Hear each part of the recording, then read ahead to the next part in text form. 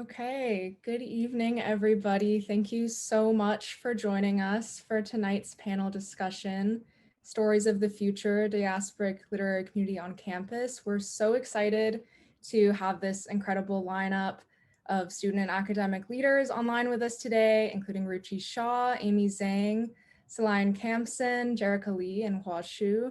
My name is Meg Young. I'm a junior at Barnard College and the events coordinator at Echo's Literary Magazine, and I could not be more thrilled to welcome you all to tonight's event. This is taking place across multiple time zones, so please do feel free to say hello and let us know in the chat where you're joining us from. I'm speaking to you today from Cambridge, Massachusetts, where I'm on unceded Pawtucket land. A quick visual description of me: I have very short black hair and I'm wearing a gray V-neck and yellow acetate glasses. It is really a dream come true to be doing an event with AAWW, and I'm so honored to be here and be a part of this incredible conversation. For those of you who don't know what Echoes is, we are Barnard College's literary and arts magazine. We publish student work from both Barnard and Columbia in print and aim to cultivate literary and artistic community on campus. And if you're new to the Asian American Writers Workshop, they are a national nonprofit organization dedicated to uplifting Asian Pacific diasporic literature and storytelling. The workshop holds frequent readings and conversations like this one, organizes community arts programming in New York City high schools and senior centers, runs fellowship programs for emerging writers of color, and publishes an award-winning online literary magazine, The Margins, whose editor-in-chief, Jyothi Natarajan, will be moderating our discussion tonight. During this event, we just ask that all audience members practice nonviolence in the chat. Comments that are racist, transphobic, homophobic, ableist, and or misogynist will be flagged and the person will be removed from this event.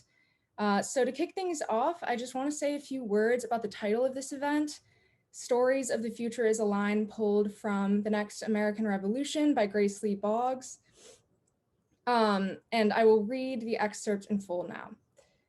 Every crisis, actual or impending, needs to be viewed as an opportunity to bring about profound changes in our society.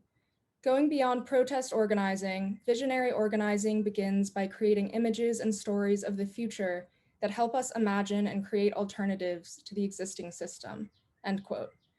We chose to allude to Lee Boggs because she represented and continues to represent so much of what this conversation is about: community engagement, creative organizing, and the necessity of youth and mobilization. But at the same time, Boggs far from considered herself as a centerpiece of the Asian American movement. The term Asian American wasn't coined until 1968, long after she began her work in solidarity with the Black liberation movement. And so by invoking Boggs, we're also invoking the intergenerational, we're invoking the mutability of these identifiers and what it means to create community within any given moment of time. And the publications represented by our panelists today boast a wide array of lineages, some young, some old, some defunct, and they all consider this geographically and culturally ambiguous idea of Asian America in their own terms, perhaps without using the term Asian American at all. I'm so excited to hear what our lovely panelists have to say on these topics and what questions both Jyothi and you, our audience members, have to ask. And it is now my pleasure to pass the mic to Jyothi and our panelists so we can get started. And after the moderated discussion, we'll have time for audience Q&A, so please submit your questions via the Q&A box at the bottom of your screen. Thank you all again, and please join me in welcoming Jyothi, Ruchi, Amy, Silayan, Jerrica, and Hua on screen. Thank you so much, Meg, for that beautiful introduction and also for all the work that you've put into assembling this event. It's really exciting to have all of you join us today. So thank you for being here, and thank you everyone who's joining us online on Zoom as well. We are, as Meg said, really here to highlight the work present and past of campus literary magazines and journals and their role in shaping our ideas of Asian America. And so to get started, I just wanted to kind of jump in the conversation so we can have you all really give us a sense of the magazines and journals that you are currently or have in the past been a part of.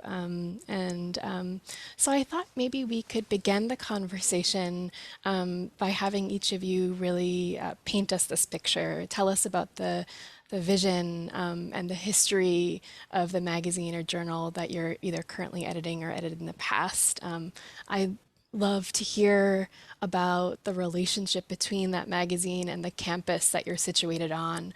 And I say that knowing all too well the differences between campuses, thinking about questions of public and private, East Coast, West Coast, Midwest, South, that, the gamut, the geographical array. There's different historical moments that we're going to be bringing up with Hua Hsu in the room. That's really exciting to have this sort of cross-generational chance to look at these magazines. But you might also tell us a little bit about who was involved or who is involved in pulling together the magazine. Do you feel like it comes out of a particular social world, or do you feel like it has emerged in response, to something on campus, and even questions like who do you think your readers are? And so this is just a chance for us to just hear as much as possible to start with, because we have kind of an exciting array of publications in the room. And I thought we could start with Ruchi and Amy, the editors, the co-editors in chief of Echoes, and then from there on, feel free to just jump in. Yeah, so Echoes was founded in 2009. It is Barnard's only literary and arts magazine. And I've been involved with it since 2018, my freshman year of college.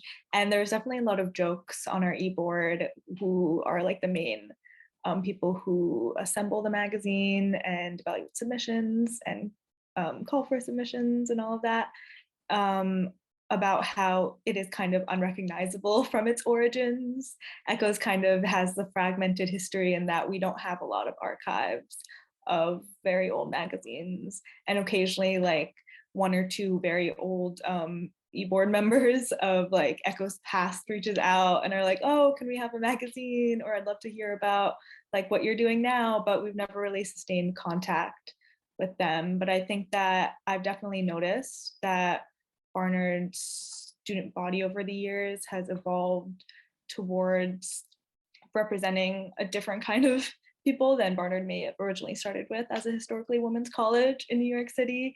And I think that part of the vision of Echoes at Barnard, is to kind of give voice to not only student work, which I think is just so important, but also work from people who may not be recognized in the literary canon and who may not be writing about things that we read about in our introductory English classes. And yeah, Amy, do you have anything? Do you want to jump in? Yeah, just adding on to that, specifically the ethos of Barnard as the historically women's sort of sister school to Columbia University. It means that even more than other historically women's colleges, Barnard has always sort of felt like a voice for the underdog, right? It was started when Columbia was only accepting male undergrads. And even though representing Asian Americans or Asian voices at Echoes has never been explicitly part of the mission, nor for any other groups who might feel not as well represented or seen or a little marginalized on campus. I think especially in recent semesters, as Ruchi mentioned, with this rebirth of Echoes every few years, we've become a lot more oriented toward uplifting voices that aren't as traditionally heard, and also giving younger students and people with less of a formal background representation, because there is plenty of publications on Columbia's campus, and many of them are very, very selective, as is Echoes, as Meg and Ruchi are very aware. But it's really nice to get a variety of voices out there.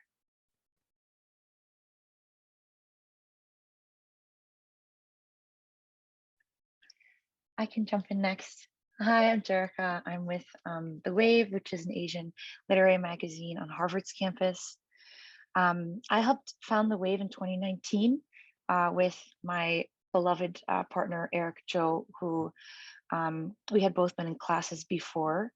And I had just come back from a gap year and I was really questioning Harvard as an institution. We, as The Wave, are actually under a larger Asian arts organization called ASAP, Asian Student Art Project.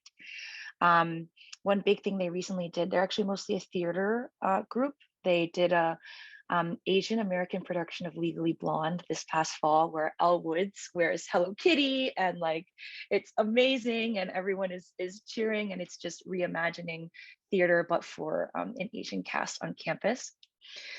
So we are coming out of like this organization that is experimental and is trying to increase representation in all forms of art, not just literary. I think we also were created in reaction to a very particular environment at Harvard that values perfection above learning and process. We're reacting against other very established literary institutions at Harvard's campus that are extremely old, extremely elitist, and feel like the arts are high arts. And so our ethos as we've progressed has been more and more like submit those half-formed thoughts, submit those scribbles on a napkin. We want any and all art that students create. So reacting against this kind of productivity culture too, that art is a form of imagination that's not practiced enough on our campus. So we launched our first physical issue in 2019, and we had our launch party right before the pandemic. And since the pandemic, we actually released an issue that was virtual called The Quarantine. And since then, we've been really experimental with form and with function. So we did a completely virtual issue online. We've released mini zines, harkening back to our Ghidra and Godzilla kind of lineage of zines cultures. So we've experimented with formats and with our audiences. Before, we positioned our mission as an Anglophone Asian American literary magazine. But we've since become open, not just to undergrads, but to all the graduate schools and to works in many different languages and in works of many different formats, where our virtual website could help encompass those. So not just fiction, but also nonfiction and music and visual and all of the things that we could possibly try to give a platform to.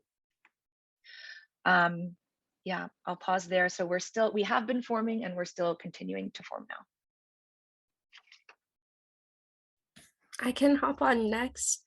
I'm from Aganda magazine, and it was formed in 1989. So it is quite an old publication. And it's actually one of the oldest student-run Filipinx American student publications in the nation. I believe I'm the only West Coaster right now on this Zoom. I'm from UC Berkeley. And yeah, very much resonating with a lot of the other folks in this Zoom. We do feel the distance, I think, from our like past, but we also pride ourselves as like being cultural historians and kind of, giving shape and space to what originally was for just Filipinx students at Berkeley. We've opened up our submissions to, anyone that doesn't have their voice like necessarily heard. And yeah, it definitely has changed over the years. And, we tried to include more forms and like growing our multimedia platforms right now. And definitely following along the same sentiment. Jerrica, I really liked what you said when you said like we will take like the half-formed thoughts, like, and we definitely don't want to further propagate the like elitistness of our university. One of the most meaningful things to me is when students come to Maganda and they say that like, this is my first time reading at an open mic, or this is my first time I've ever really, tapped into my creative side, because most of the students that end up at Berkeley, I don't think they've really given themselves like the space to explore their creative side, or connect with their culture and give shape and meaning to that as well. So really excited to be here, really excited to share space with y'all.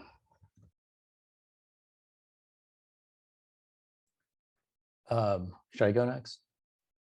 So I'm by far the oldest person here, probably including all the people watching. My name's Hua. I went to Berkeley. I also went to Berkeley, or I went there. You go there now, but I was there from 95 to 99, and so when I started, I'm sure we could talk offline about all sorts of things, Cal related, but there's the main campus paper is called the Daily Cal. And it just didn't seem like a particularly hospitable place. I'm sure it's still the case now that many of you go to campuses where like the kind of main campus organ, like the main paper doesn't feel like as inclusive as it should be or as representative. So I remember after getting rejected from the Daily Cal like monthly, I saw this flyer for Slant, which was the name for by the way, I keep everything, so I have like a ridiculous. I'm a hoarder basically, but it was this Asian American magazine that it started in the 80s, I believe, and these two undergrads were trying to reboot it, and so we worked on it and we made these, and it was basically just like the ethos was that we weren't the Daily Cal, but Berkeley is one of these schools that is there are a lot of Asian American people there. But there are so many different ways to kind of live that experience. And a lot of it is just recreational or cultural. Like there are all these like Asian frats and Asian Greek system, And so I think we were just really interested in exploring that cultural lineage, making sure people understood the political and social roots, the fact that a lot of those struggles are still ongoing. And so it was really it overlapped. Eventually that publication fell apart, and then it sort of became this new publication called Hard Boiled, which is a little bit more kind of political in nature. But when I was at college, it was very much like the final days of like affirmative action on college campuses, and bilingual education was a huge issue. So I think a lot of what we were trying to figure out was, we were at rallies and protests and sort of organizing with other students of color. We were trying to articulate sort of our position to kind of bring more people to understand where it was we were coming from. I'll stop there because I'm literally looking at this stack of things next to me that, and I could really go on and on, but it's really awesome to be here. And I'm so excited to hear more about all these publications that are popping up. Thanks so much, y'all. It's really incredible to hear the threads that I'm already noticing in what you're sharing, whether it's a relationship to history, a kind of what these publications had been and are currently responding to, both in terms of campus cultures and the outside world. So there's a lot of things that I think I'd love to bring into the conversation. And one thing that feels like maybe looming when it comes to Asian American literature and Asian American writing and Asian American cultural production is this term Asian American that we kind of inherit and have to grapple with and figure out our relationship to. At the margins, the digital magazine of the Asian American Writers Workshop, we find ourselves really constantly butting ourselves against others' assumptions of what Asian American implies, and using that tension to maybe be playful and to be experimental, right? And in that way, it kind of makes me think about how publication has this kind of unique role. It's this assemblage of voices. It's really multivocal, right? But it's also a chance for people to come together, right?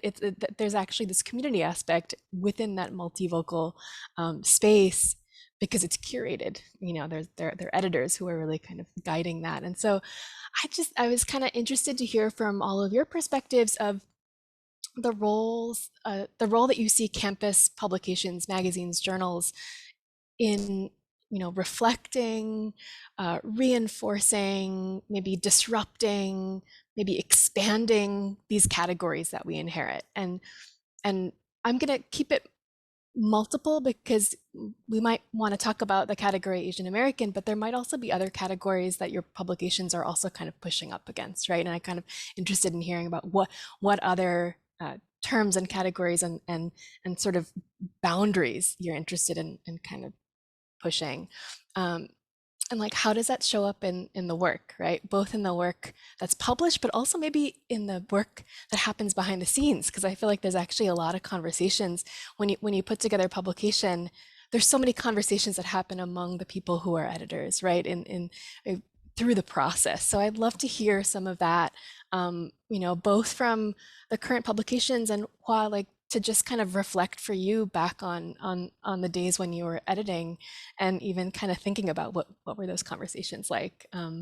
I thought maybe, Jerrica, if you're up for starting, I think when I thought of, some of these themes, I definitely was thinking about the Wave's mission statement, right? And the ways in which the Wave on your website, you kind of describe the Wave as I think it's the mission is to expand prevailing notions of what it means to be Asian Anglophone. So maybe that's, kind of sets us up for a conversation. And then from there on, feel free to, folks can just jump in. Thanks. Yes, thank you for such a thoughtful question. Yeah, I think you're also calling to my attention that we need to update the website because, yeah, we're moving away from Asian Anglophone, and Anglophone is also just a very kind of intense word too. I heard a thesis presentation this morning that was a historian account of the Basement, which is this organizing, a New York Asian American arts organization from the 1960s. And the question that this colleague of mine that had in exploring it was like, how can Asian American as a label still continue to be cohesive? But in this research of the almost like guerrilla tactics and amazing history of this one organization, realized that even to the people that he interviewed that existed in that time as the term Asian American was being coined and being enacted and being represented for the first time in these publication and community organization spaces, that he found in his research, it's the process. And they could have named it anything. They didn't have to name it Asian American, but they did. And it's the process that they lived in that gave them the definition. And so I think too, me and the team, we are constantly grappling with that, especially because Harvard wrestles with a couple different terms.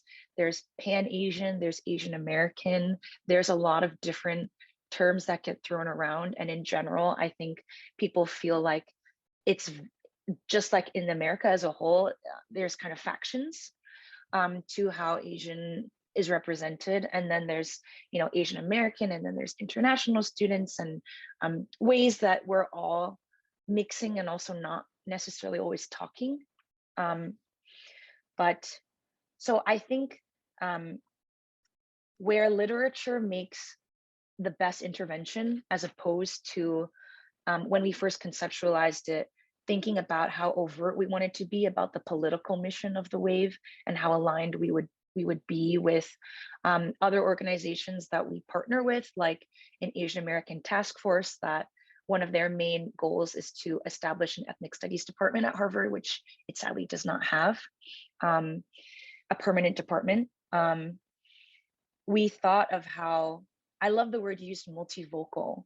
Like, these are questions and these are processes that we answer as we begin to understand what kind of education Harvard as a campus needs, how much we can provide as people that are still learning into our own identities, but that by encouraging anyone that might identify with these labels and share not necessarily a history of culture or a history of American understanding of what it means to be Asian American, but of conditions of displacement, conditions of dislocation, conditions of suffering that we can share and talk through.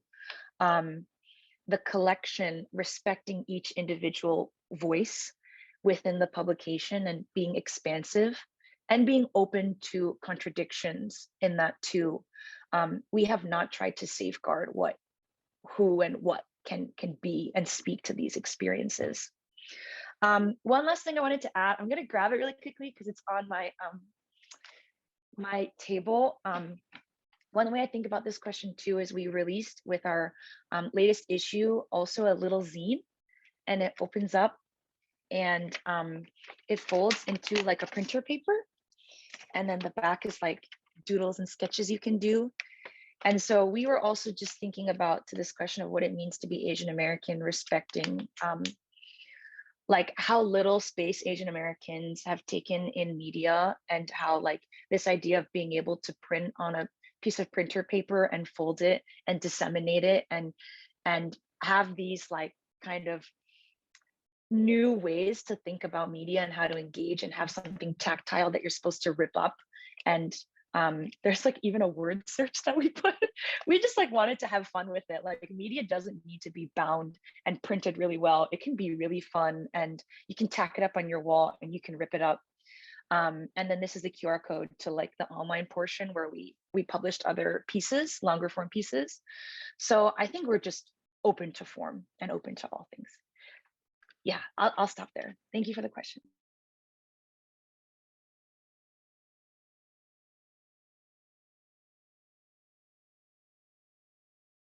For fear of saying the obvious, my main quibble with the term Asian American is that we're not a monolith, and it gives non-Asian Americans and also non-Asians the ability to like squint a little and just like look past all the differences. And writing obviously is a fantastic way to get people a window into your own world and your lived experience. And the value of college creative writing classes and college publications is at the same time you feel like everyone's writing about the same thing from different angles. I'm sure other people can attest. If you've read any college student poetry, it's I'm getting so old, existential dread about how old I'm getting, I'm falling in love, but also I hate everyone and myself, but mostly you're worried about getting old. And so it's fascinating how people draw in family structures and dynamics and reminiscence of their childhood, and how that often is a great opportunity for tidbits of culture to seep in without feeling like you're playing too heavily on tropes of what it means to be Asian or Asian American. That's another thing that's I've found taking these creative writing classes is hard to balance. It's as a Chinese American, I am also the face of the monolith, so it's bizarre writing about childhood experiences that also just feel like a flattened caricature of what other people perceive me to be, but it is my lived experience. And then when your lived experience, I can imagine, doesn't match the 2D image people have, it must be even stranger to reclaim what it means to be Asian or Asian American in a predominantly white creative writing space, as I'm sure you guys have found yourselves in. But it's interesting. I think it's a powerful label to unite behind, and also a powerful label to pull people in college into reading and thinking and engaging more critically with different groups of Asian Americans and Asian international students, which adds in a whole nother layer of interesting complexity and interaction on campus. We have a really, really high number of international students, not just from Asia, but from around the world at Columbia and Barnard, I think higher than most US colleges, and they're such an interesting influence on campus.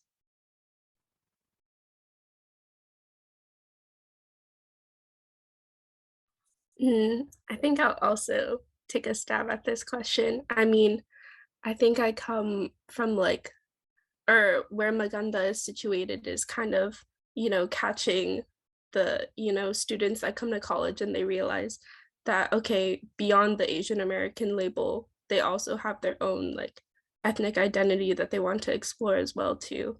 So I think, you know, to be in a literary space where you can use your like mother language and you can try to explore that.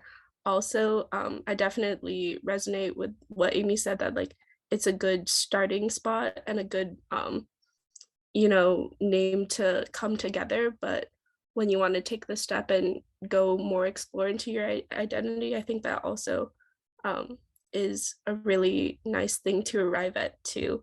And, you know, having the monolith is one thing, but to go a step further and, you know, add your own and go at your own pace and explore your own like ethnic identity and also reclaim that and, you know, bring it forward in your own institution too, I think is the flip side of like what Asian American has like done to our communities as like kind of deducing them.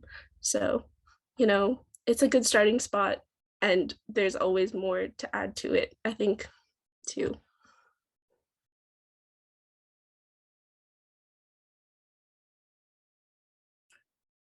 I'm just amazed by kind of the scope of vision that all of you have. We were not as that sophisticated.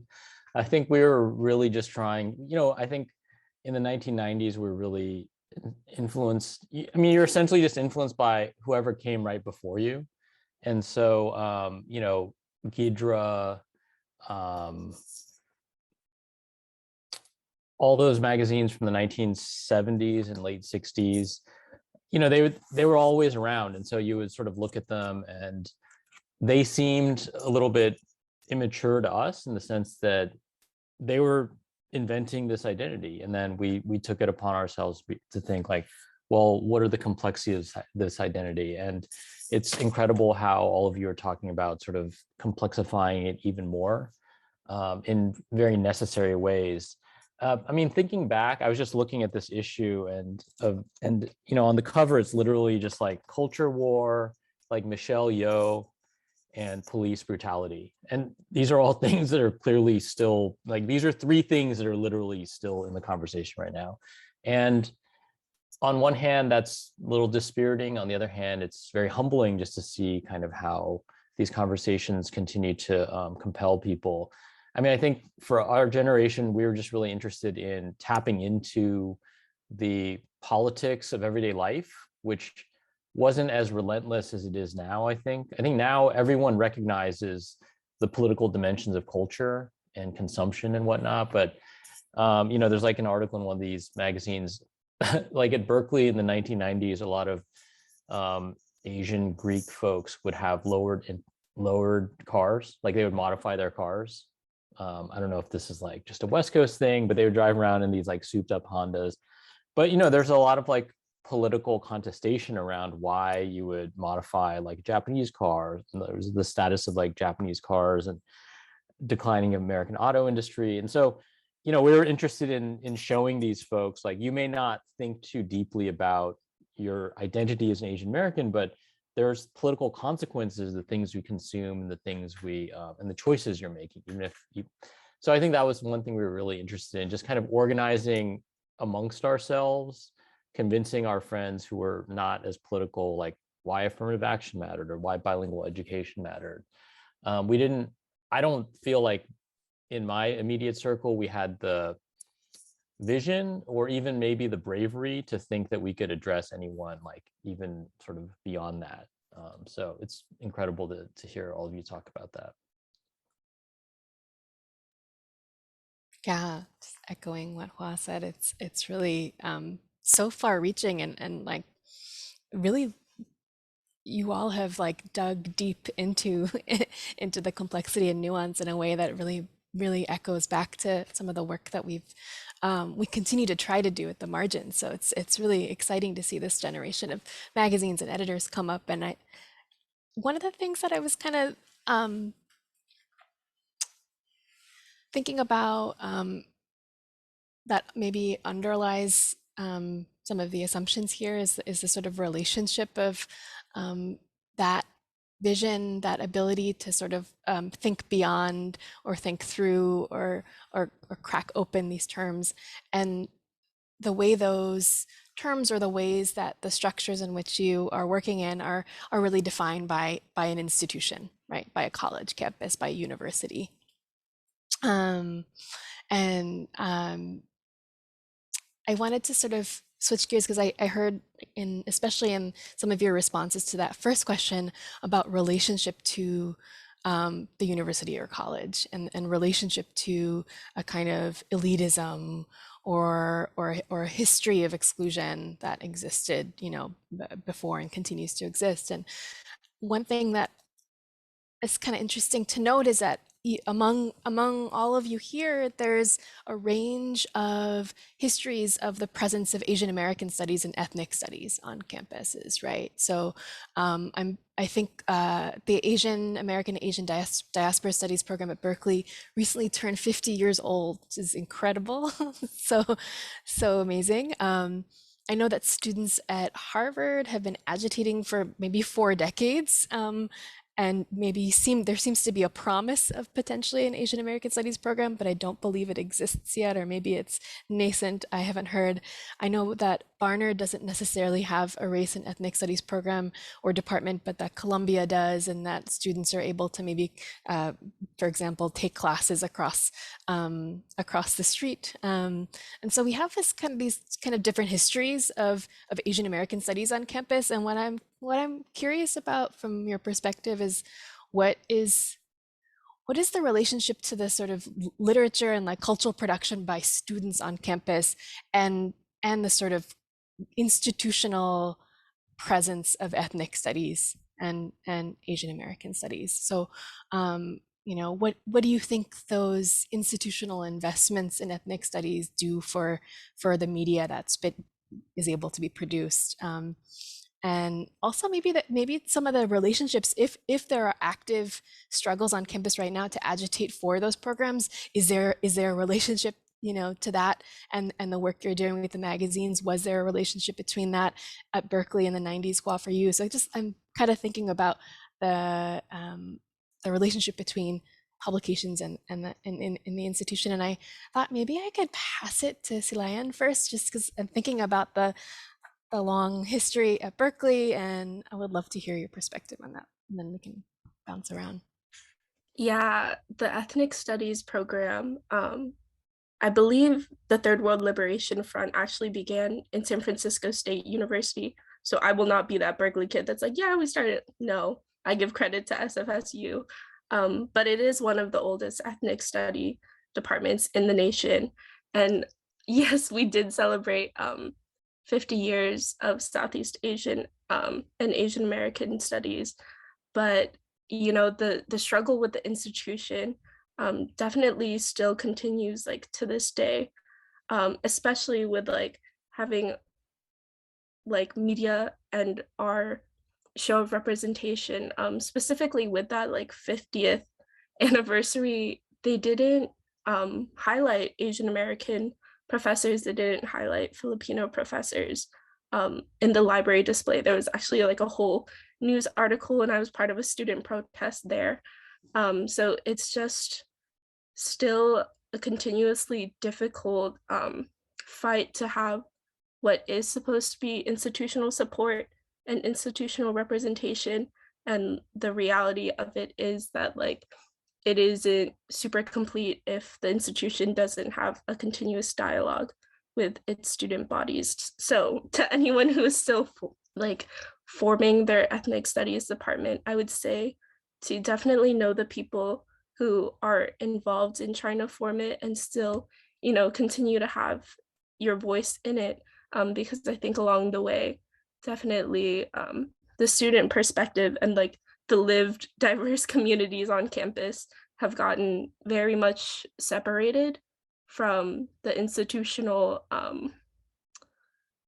departments, and there's so much more beyond it. Part of like having a good magazine and having a good standing on campus is also having faculty to support you. And most of the faculty that we like lovingly call like titas, which is like auntie in Tagalog, like we work really closely with those professors, but they're actually not tenured professors by the university. and the university still continues to not offer them tenure despite like all the work that they do on campus. So there is that very, I guess, difficult line in what it means to have institutional support and to like truly have like institutional support and just have funding. I mean, we are one of the oldest publications on campus, and you know, there have been years where we've been allotted like $400 to print a magazine. Like, you cannot run like that. And, you know, just like not having, I guess, a consistent stay and space also on campus is a very difficult thing. So, you know, space, money, support, all of those things that can come from the institution don't necessarily come with it, even at, you know, the oldest ethnic studies department in the nation, or one of the oldest. So yeah, just continually trying to be based in your community and, you know, having that critical dialogue with students and still communicating that to the institution is one of the ways that we try to like mitigate, you know, the violence that pretty often does happen from the institutional side. But yes, hopefully it is going better on other campuses. I will pass the mic.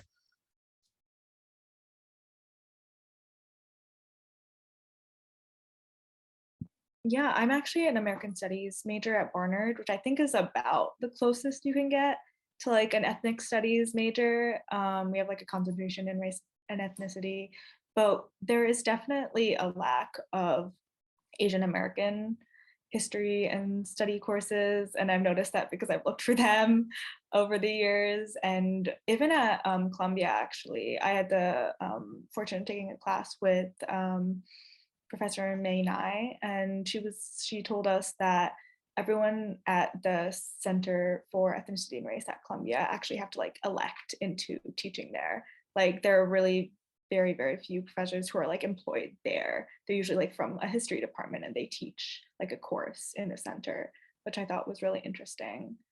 And I've definitely noticed at Barnard, there's an emphasis on diversity, especially in admissions. There's always like, oh, over 50% of our student body is diverse. Like, they come from many places and spaces. And that's definitely felt like more of a rhetoric than a commitment at a lot of times. And I think, especially with Echoes, thinking about like a politics of recognition and where are we made legitimate and in what ways, I think something that we've tried to do is, I think as Amy's kind of referenced earlier, it's kind of break the boundaries and like what Asian American and all writers and artists are allowed to submit, what we should be looking at, what we should be thinking about.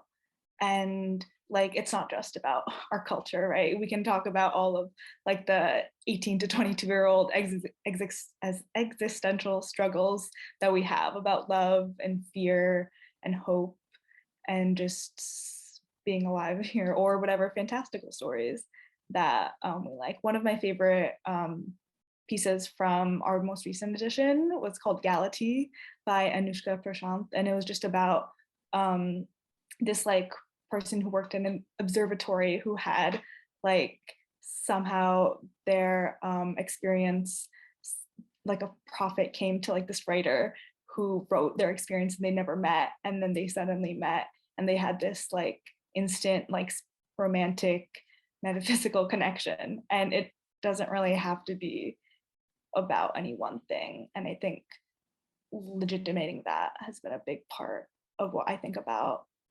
in how we think about our submissions at Echoes.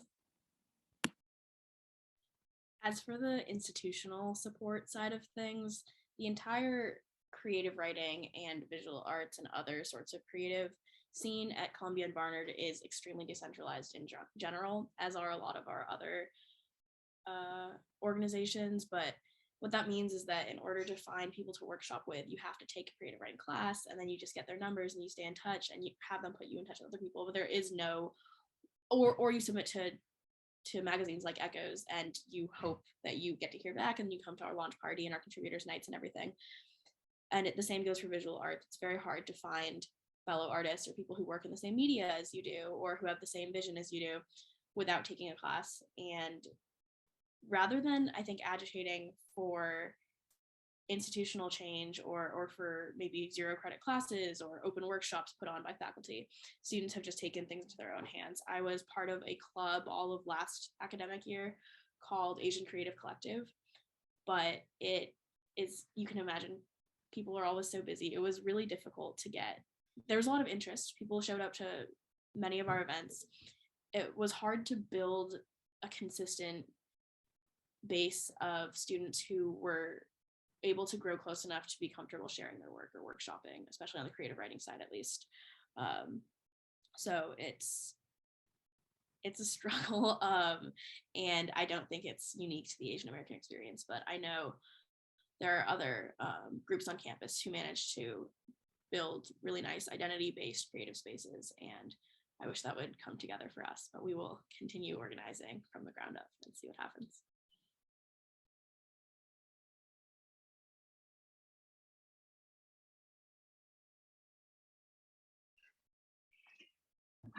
I can go next. I'm a little bit saddened hearing all this. It's not any different at Harvard. Yeah, as you were alluding to, Harvard has a really difficult and long and like really messy, terrible process with trying to institutionalize. The program we have that's the closest is called Ethnicity Migration Rights, EMR. It's only a secondary. You can't major in it.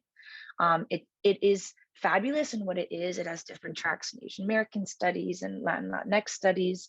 And they try to bring in different faculty to be in conversation, but there's no permanent faculty. And they really like fight to exist. And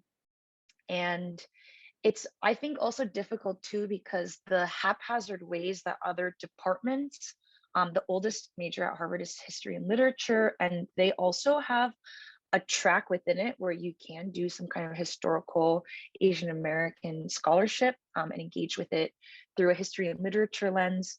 The English department has one professor that teaches one Asian American literature course, kind of the token one.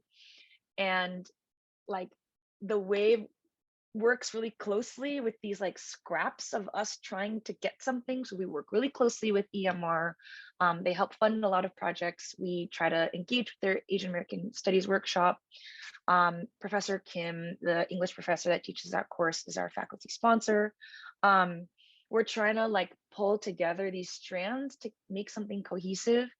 But sometimes I think in the process of a nascent program, haphazard ways that other departments try to fill in those gaps of knowledge can also be counterintuitive to like making a case for a need too. And keeping the pressure on that, because it has been like decades and decades. Recently, a lot of alumni have come in and donated a lot of money to help the cause.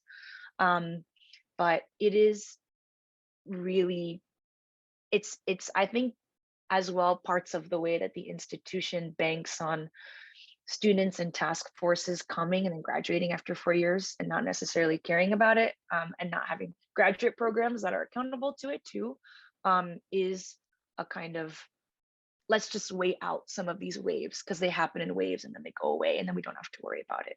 So I hope, my personal hope is also in like alumni networks, and you are all inspiring me to be better cultural historians of the wave and what we're doing, so that we have this strong presence and like snapshot of what students are thinking about now that doesn't go away after 4 years. And I think too, we've tried to fill in gaps of knowledge by, especially over the pandemic, committing to internal education within the wave, realizing that if the institution doesn't teach classes that talk about Asian American history, we, like throughout the year, people signed up to do research and just present for us as an org on different topics in Asian American history, and just crowdsource for ourselves and hold ourselves accountable and not let that conversation perish of ways that we can continue to educate ourselves to this history that we may not necessarily always identify with, but that we're sharing in the process of this, to not only fill in our own gaps, but institutional gaps, willful gaps of knowledge. I just want to echo what Jerrica just said.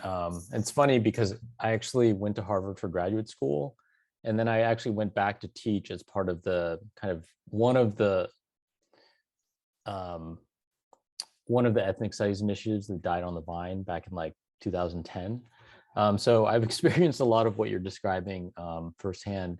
And I think that it is important that all of you become archivists of your own work and of this important work you're doing. Thinking back, I mean, I don't think Hard Boiled or Slant had a very strong sense of institutional connection beyond just a check being cut.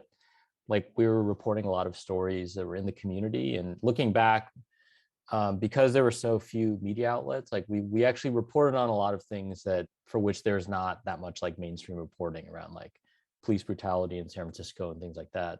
But we didn't really think about continuity. And it's true that student activism goes in these 4-year cycles often, and it sort of becomes a challenge for students to kind of relearn what the previous generation did.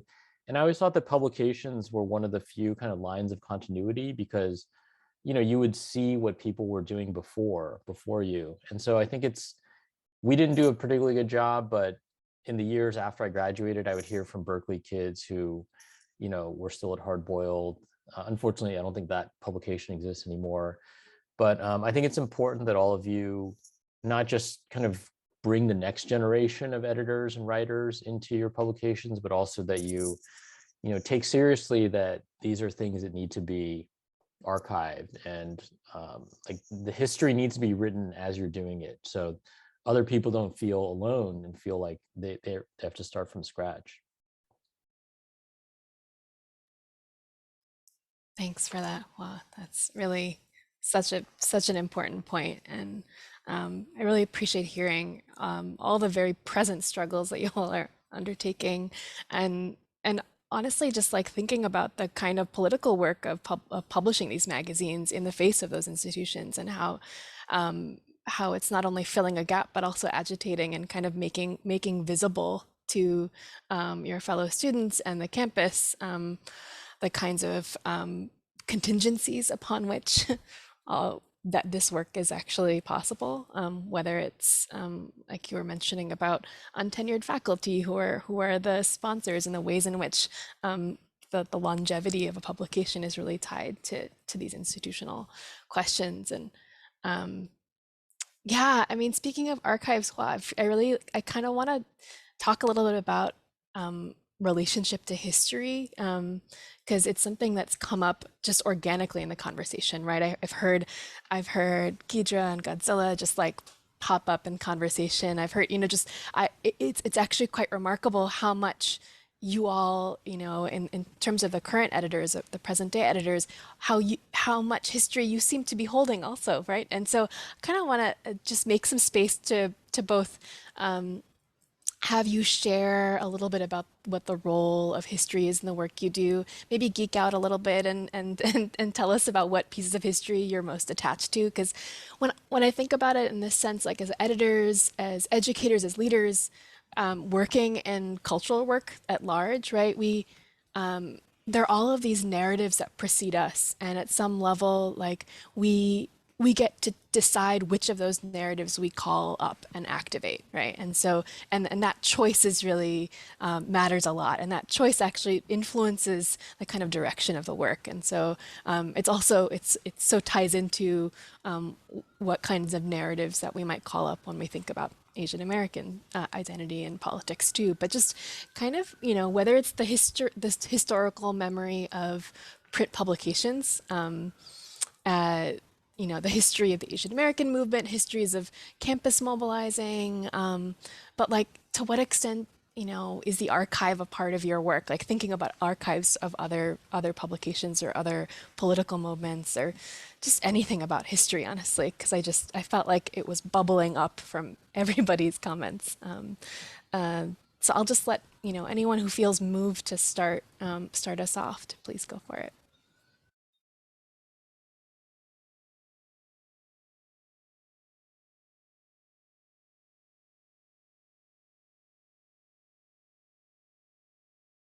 I actually have a question. Do any of your publications, do you have to buy ads or are they funded by the school?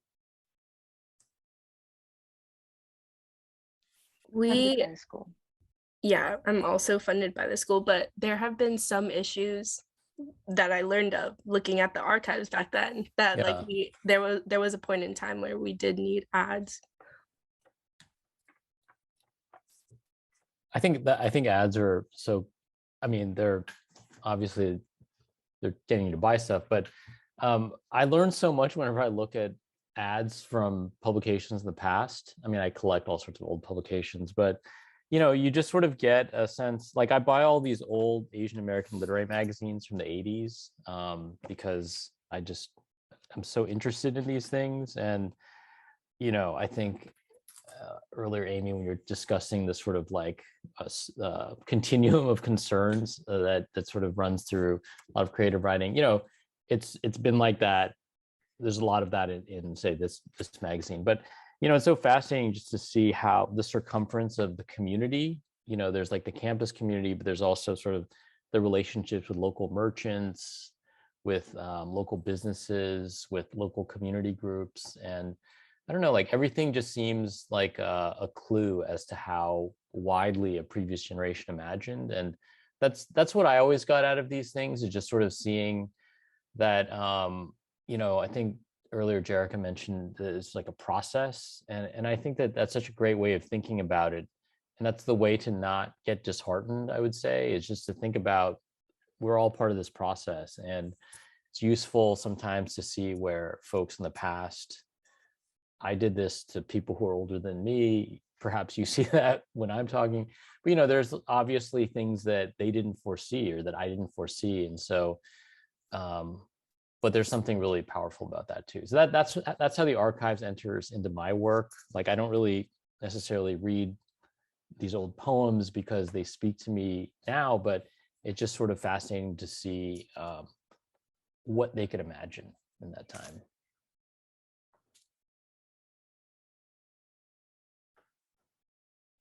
Yeah, I resonate with that a lot. I mean, like one of the things that I saw, like looking at Maganda's past issues, was like they have this little like ad lib that was like, this magazine was made from like the depths of a cramped apartment and we were running on like Laval's pizza. Like it was just very personal anecdotes, and even just like looking at the names, like I have friends that still have that same name, you know, like just seeing yourself. I mean, I approached the archives with this immense fear of loss, you know, and I think that's like why I was pushed to the archive, because I realized as a print magazine, you know, like it's so easy to lose a print magazine and it's so ephemeral. And so I approached the archive with a grave sense of loss, but I came, you know, from our archives with this, you know, want to preserve our stories and the want to,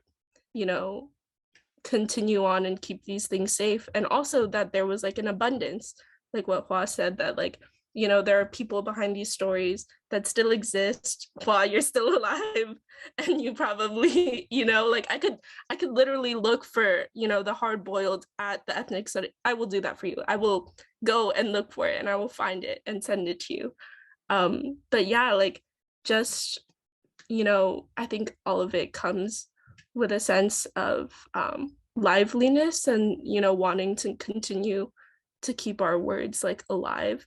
And the archive seems just very like scary. And also like archive, I don't think people realize the power of archives. It's also a really important thing on building identity and representation too, and also history, and, you know, keeping things as close to the story and the people that wrote that story as you can. And that's just like something that I took on this year, is like building Maganda's digital archive. And I had to visit the ethnic studies library at my school, and they didn't have all our issues. And that is just something that's kind of like heartbreaking, because like where can these like issues be? And but also I'm looking forward this summer to reaching out to past like alumni and past people in the magazine and being like, hey, like, do you have this magazine? Like, we can't find like this specific issue. Can you send a photo of it in your home? What was it like to be in the magazine? You know, like the archive doesn't just stop with you know, or the person and the archive. They don't just stop in the certain time and space that they were in the magazine. I think it's a really good opportunity to continue on the community that your publication has already built, and see, you know, all the places that it could end up. So everyone with, you know, publication that is very young, do a good job of keeping the archives, because even just the act, like I have a bunch of like magazines like stashed underneath my bed from like, and it was from the past editor-in-chiefs like being like, okay, we have no space on campus, like you need to hold this and like somehow bring it around. And like so much gets lost, but also it's very like personal to, you know, continue that on. Yeah, so these are some of the issues that were stashed underneath my bed. Yeah, there's still more boxes of them. I want some of them. I will figure it out. I will like disperse them. Also, dispersing like your magazines to like what Hua also said, like being combined and being combined with a community and like sharing your work with the community is also really important. There's some really great bookstores in Berkeley that we're still like giving our magazines to in our past archives. We recently gave some of our archives to be in the reading room of BAMFA. So, you know, that is also another way to continue on your archive and just keep it very much alive.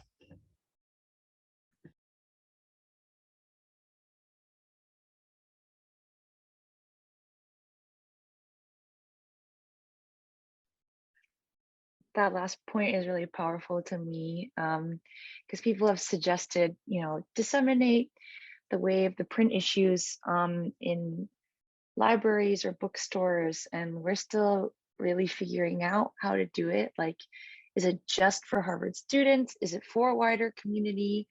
And because we are tied to the institution, we only print a limited amount of copies. And there's other publications.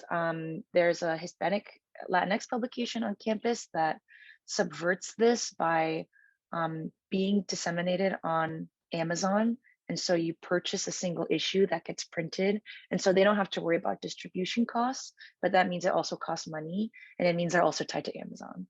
But it also means that they have that digital file and it can be printed forever. And it's really sustainable for them in some ways. So I've seen a lot of models, and we're still figuring it out.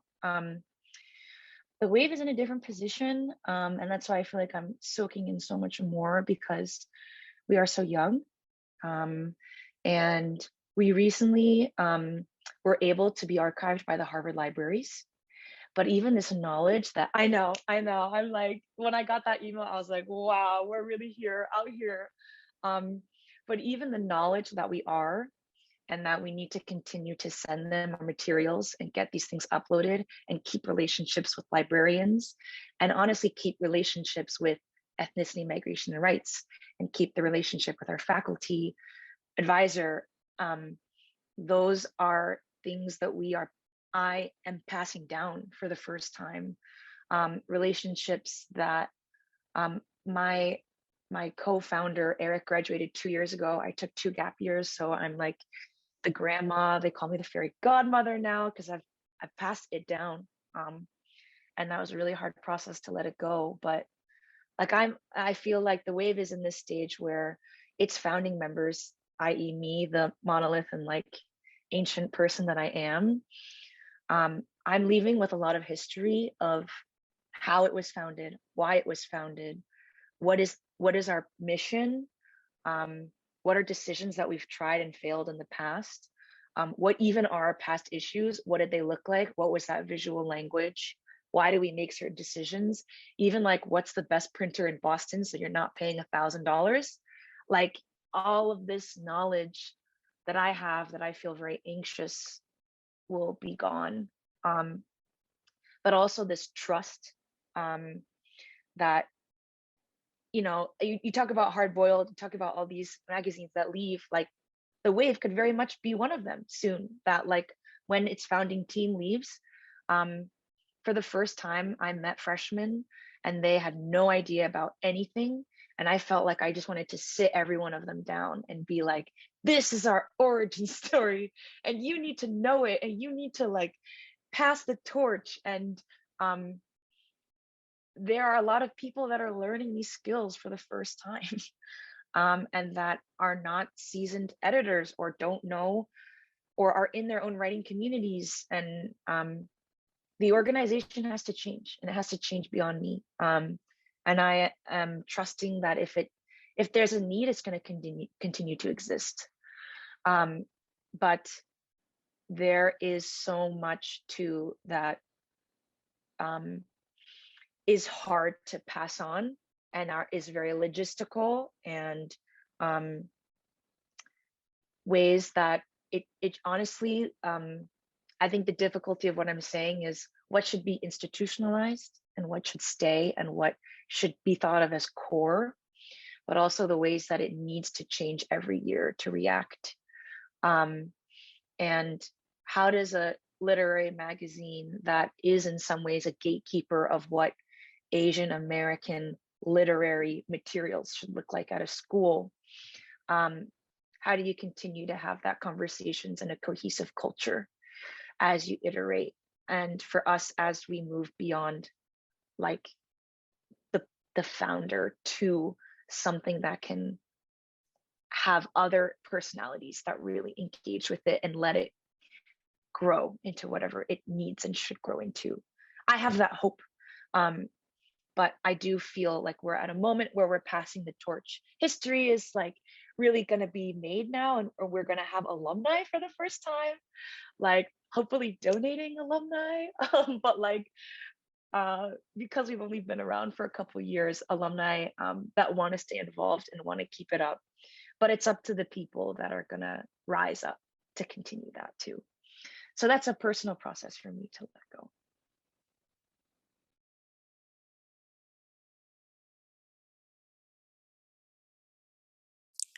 Ruchi or Amy, do either of you want to chime in about relationship to archiving your work or history?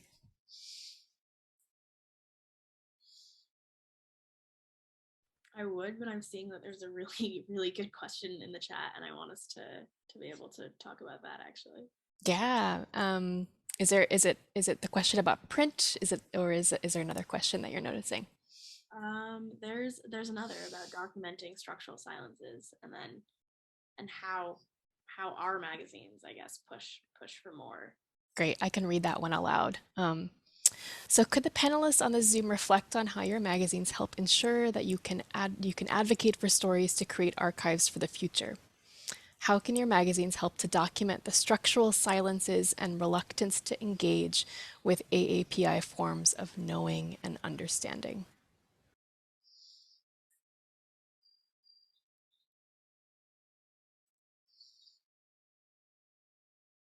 And there are a few other questions in the chat, so I'll maybe we can do a batch of questions, just because we've got about a little under 20 minutes. So I'll just read out loud 2 more questions, and then we can kind of think. You can kind of think about them, because I can imagine that one in particular could take a little bit of time to ruminate on. Hua, you had a question about wondering if it was really important for those magazines who are published in print to choose print versus digital only. And I'd love to hear from folks about which of your magazines are in print and whether that was how those decisions were made, and also maybe how COVID might have changed things a little bit for you. And I think there's a question in the chat about just sort of thinking about basement workshop and whether that that institution, which I think was mentioned previously in the conversation, what maybe the role of the basement workshop might have been in thinking about previous Asian American politically oriented arts institutions might have been in the work of these publications. So if any of those questions spark anything, feel free to jump in.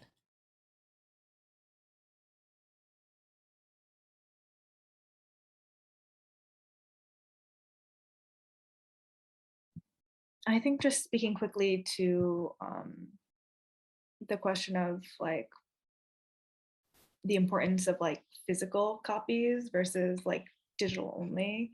I think Echoes has tried to do both by like making sure we upload our issues to like issue that like an online host so that we have a reference, but also I found it so important to have physical copies. I grab like 5 every semester because I want to have like some to keep, some to hand out to unsuspecting people.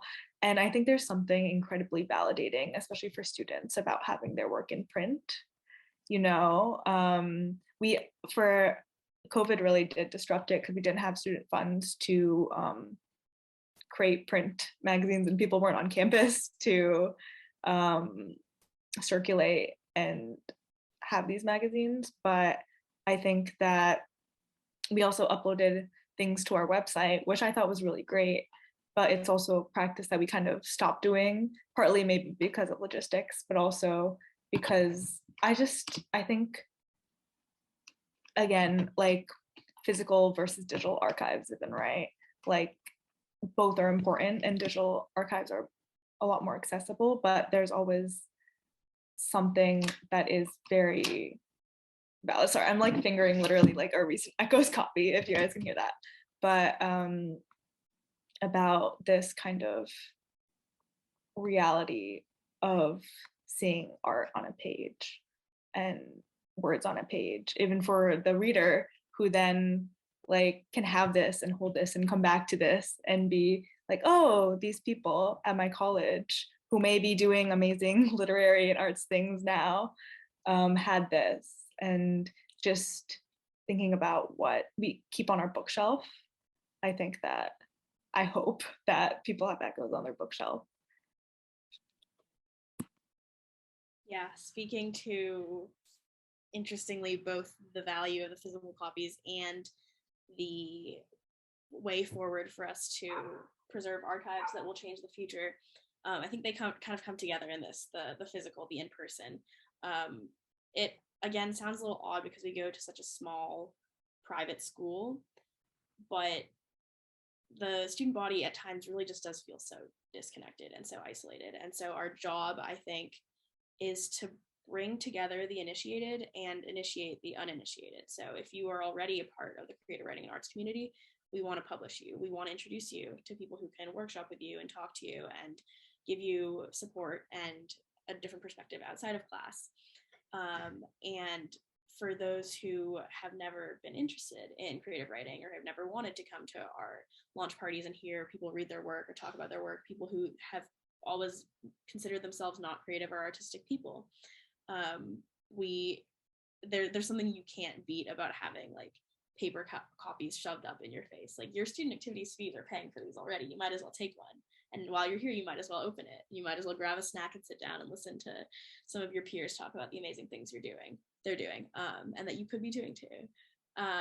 But that's, I think, again, because Echoes isn't explicitly pushing Asian American or other underrepresented voices, our biggest draw is just, we have a common identity. We all go to this college.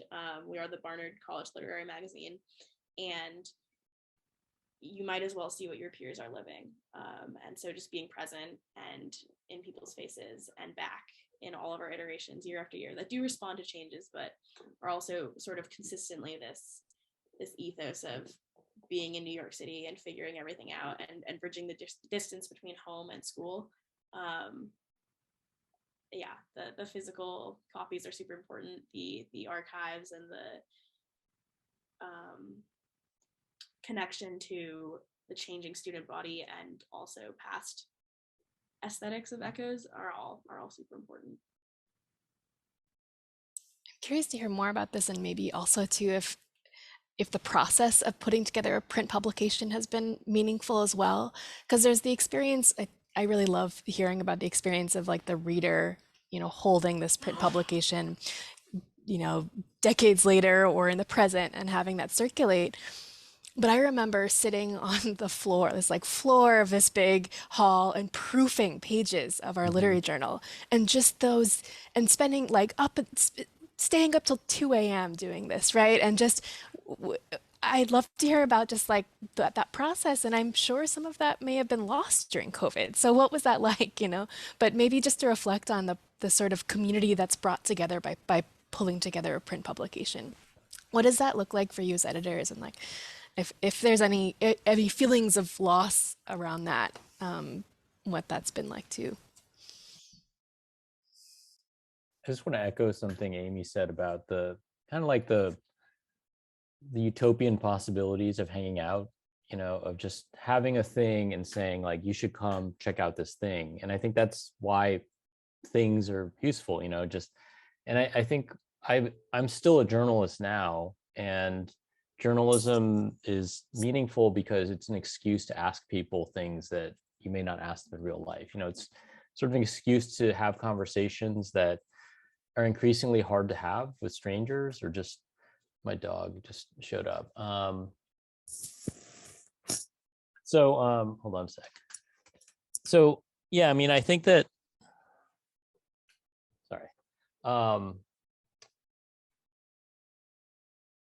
sorry, my dog's very awkward. So, but I just love, I remember exactly what you're talking about, just staying up in the middle of the night. The reason there's 2 Asian American publications is because the editors of the first one tried to use it as a pre-professional thing on their resume. So we had to steal it from, like, a bunch of us had to steal it from them and pay for it ourselves, basically, and take the name. And it was like, but I remember thinking like, this is so much work. I don't know why we're doing this, why it's so important to, reclaim this publication from these like evil people. But I learned so much from that process. And I think just like having that opportunity to do something bigger than yourself, to be part of something, to do something that seems impossible, just if there's no articles and you're just sort of like scrambling and, hitting up people in your class, just anyone who does art. I still think the coolest people I've ever met in my life were these random artists in Oakland who did some art for one of our issues. But it's just sort of an excuse to constitute this community. And I think everyone wants to be part of something. And you have an opportunity editing these publications to like make people feel part of something. And it's really just an unbeatable feeling, like that 2-3 a.m. like, we got to get this to the printer thing. It just, there's so much possibility in there that's like pre-political, or it's not necessarily like, that's just where the community forms.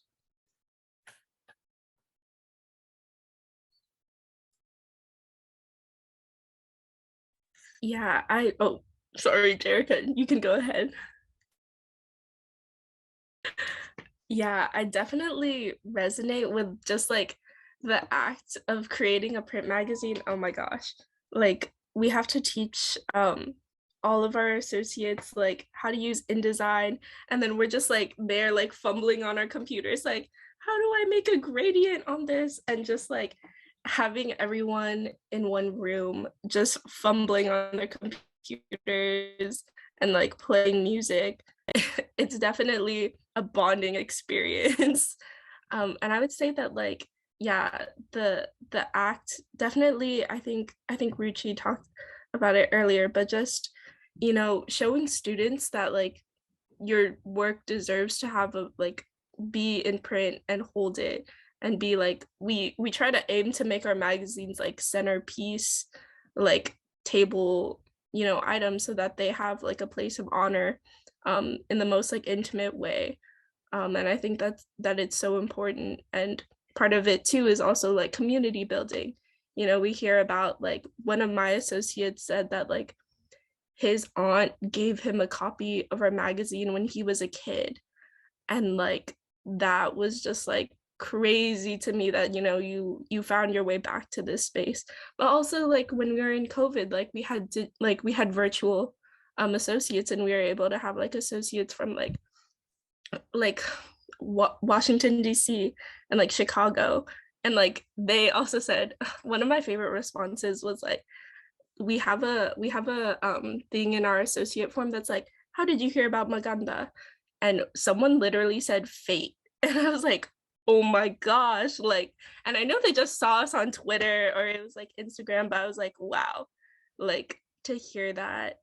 I think the range that like digital community like offers is really important to keep up, but also to have that like printed issue is really, really special, especially to also do it not to keep up a legacy, but to like there is also that reality of like we're all college students, and sometimes like making a magazine is really difficult. So like definitely not to like harm like our associates, but just giving them that printed space, and also showing them that you created something really special and you can continue to pass that on, and it can have its space in your life and in your home, is really important for print and digital.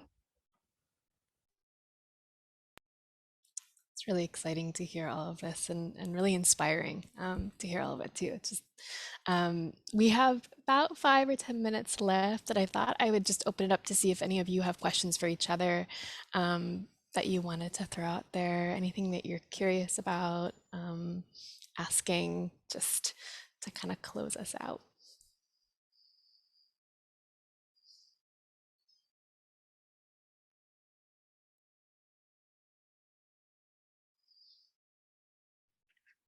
I have a question for everyone. It's general, but what are you really excited about for the future of your publication?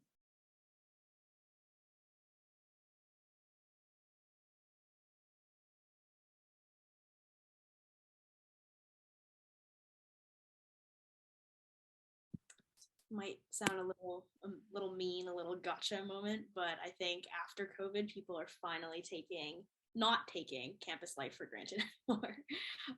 The revival of interest we had at our in-person clubs fair in the fall and again in the spring was just more than twofold, more than even just the freshmen and sophomores being like, oh, I hadn't been on campus yet. It was, I guess, maybe more upperclassmen than before, or just a higher proportion of the freshman and sophomore classes turning out to see what people are up to on campus. And our 2 in-person launch parties each semester have been some of the best that I've ever seen for Echoes. The turnout is amazing. The feeling of warmth and admiration in the room is amazing. The chatter and the mingling is fantastic.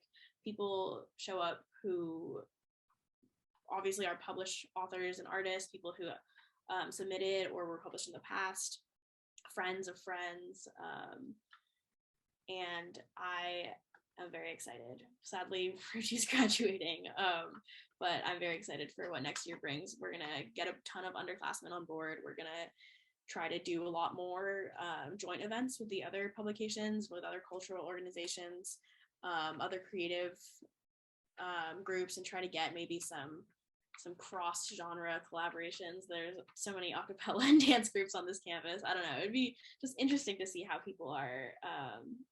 It feels like people's eyes have finally been opened to how much opportunity there is in student activities in college, because people, I mean, there's a lot of things to do with your time in college, and I think student activities are actually criminally underrated. So very excited for that.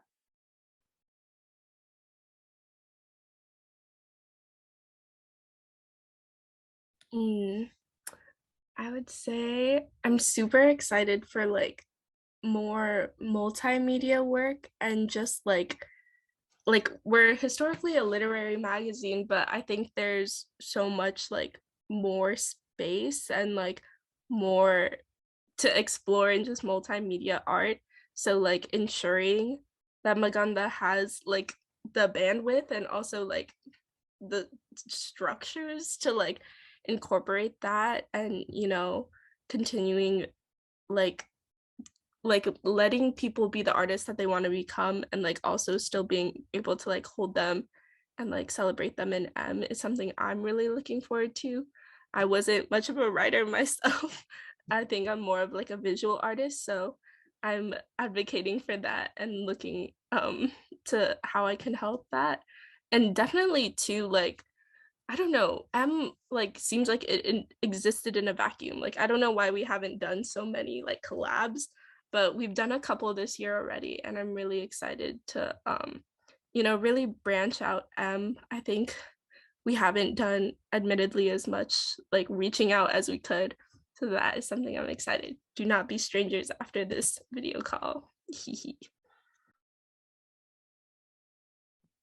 I also think that as someone who has graduating college and reflecting a lot on my experience, I have become more and more excited about the transient nature of the students going through college and how that might affect Echoes, as thinking of college as like an actualizing transformative space. I feel like as long as Echoes keeps going, it will only become more of what it is or more of what it could be. Like maybe we will host more workshops with specialized like Asian American writers or whatever. And I think that that making these ties, committing to archiving more and all is just, there's so much space that we can inhabit and that we can give to others, and that we can continue to give to others as people move through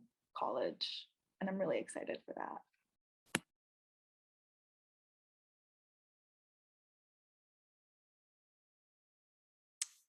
Wow, well, thanks everybody. I'm just really excited for what might come from this conversation and build from it. So I appreciate you all so much, Silayan, Ruchi, Amy, Jerrica, Hua, just like everything that you've built from the conversation.